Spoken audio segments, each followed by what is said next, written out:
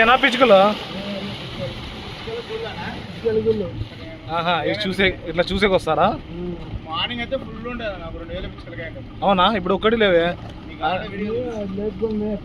అవునా? ఇప్పుడు కాదు, ఇవి గబ్బిలాలు ఏమి కదా దీంట్లో? మొత్తం ఎక్కడ? జైల్లోనా? ఆ లోపల కింద దిగితే లోపల కదా. బాగా కట్టుకున్నాయి ఇవన్నీ. పొద్దున పూట్ల ఇప్పుడు బయట మేతకేసి పోయినాయేమో తినేకి. అదే అదేలే.